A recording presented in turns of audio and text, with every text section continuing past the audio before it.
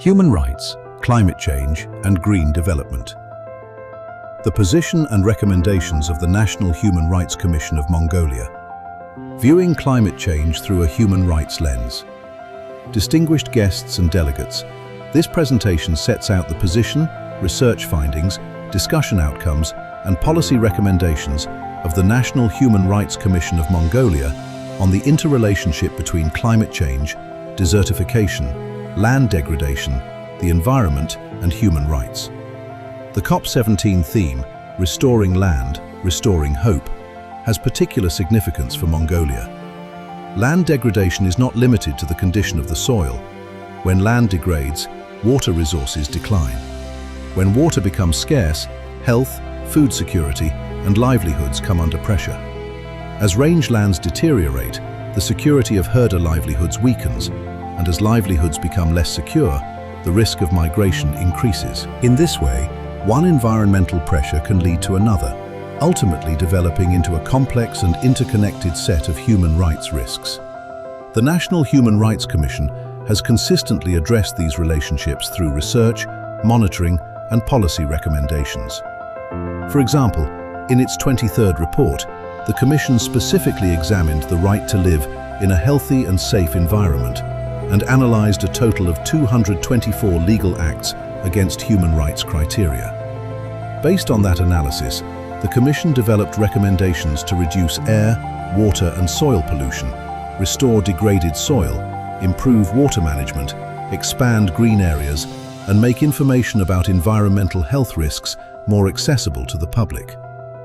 A number of these recommendations were subsequently reflected in Resolution number 37 of the State Great Khural in 2024. This provides a practical example of how research findings can become policy recommendations and how those recommendations can, in turn, contribute to public decision-making. National Human Rights Forum 2025, From Discussion to Policy Solutions. The NHRCM continued this work through Mongolia's 2025 National Human Rights Forum, where a dedicated session addressed human rights, climate change, and green development. The central question was how policies and measures responding to climate change should protect human rights. In Mongolia, the impacts of climate change are visible through desertification, land degradation, declining water resources, melting permafrost and glaciers, extreme heat, drought, zud, floods, and severe storms. Yet not everyone has the same capacity to cope with these risks. Herders and rural communities whose livelihoods depend directly on natural resources, as well as people living in poverty and other vulnerable groups, may experience these impacts more severely. For this reason, the NHRCM considers that climate policy must be viewed more broadly than through greenhouse gas emissions, technology, investment, and economic return alone. Human rights, social justice, meaningful participation, livelihoods, culture, and the rights of future generations must all be taken into account if climate policy is to be both effective and fair. Land degradation and herders' rights. Assessments indicate that almost 77% of Mongolia's territory is affected by land degradation. As rangeland conditions deteriorate, plant diversity and composition change, and the availability of nutritious forage declines. This, in turn, directly affects livestock productivity, household income, food security, and herder livelihoods. However, it would be incomplete to explain rangeland degradation solely in terms of livestock numbers or overuse. Climate change, drought, increasing aridity, declining soil moisture, water scarcity, and rising land surface temperatures must also be understood as interconnected factors. At the same time, Mongolian herders are affected by mining and land use policies. For this reason, the NHRCM considers that herders should not be viewed merely as users of natural resources. They should also be recognized as holders of traditional ecological knowledge, stewards of the environment, and custodians of biodiversity. When policies directly affecting their lives and livelihoods are developed, herders should not simply be consulted. They should be meaningful participants in the decision-making process itself. Water, permafrost, glaciers, and human rights. Water provides one of the clearest examples of how climate change affects human rights. Permafrost plays an important role in Mongolia's forest ecosystems and river water systems. Research cited in the forum material indicates that Mongolia's permafrost cover has declined by 33.7% since the 1980s. At the same time, high-altitude snow, ice and glaciers feed many rivers in western Mongolia. Research indicates that Mongolia's glacier area declined by approximately 35% between 1990 and 2016. If the loss of permafrost, permanent snow and glaciers continues at this pace, long-term risks may arise for river flows, lakes, springs, and clean water resources. A decline in water resources is not merely a change in hydrological indicators. It directly affects fundamental needs and rights, including access to drinking water, health, food security, and herder livelihoods. For this reason, one principle must remain clear. Water is not only a natural resource. Water is a human right. Disasters, zood, and migration. The effects of climate change are becoming increasingly direct in people's health and everyday lives. Extreme heat can increase health risks, particularly cardiovascular risks, and can adversely affect the working conditions and productivity of people who work outdoors. At the other extreme, sudden cold, strong winds, heavy snowfall, intense rainfall and floods can directly threaten life, health, and property. Zood is particularly significant in Mongolia. When large numbers of livestock are lost, household income declines and livelihoods deteriorate, which can in turn increase migration from rural areas to towns and cities. As migration grows, new challenges may arise in relation to urban poverty, housing, education, and access to health services. The consequences of climate-related disasters therefore cannot be measured solely in economic losses. They are directly connected with the rights to life, health, work and housing, cultural rights, and the right to maintain a traditional way of life. Climate justice. The concept of climate justice rests on a simple but fundamental principle. Because climate risks are not equal for everyone, protection cannot take exactly the same form for everyone. Herders who depend directly on natural resources, low-income households, women, children, older persons, persons with disabilities, and other vulnerable groups need to be placed at the center of climate policy and planning. The success of climate policy, therefore, cannot be measured solely by the number of tons of greenhouse gas emissions reduced. We must also ask whether livelihoods have improved, whether those facing the greatest risks are better protected, whether their voices have been genuinely heard in decision-making, and whether they can benefit from scientific knowledge, information, and technology.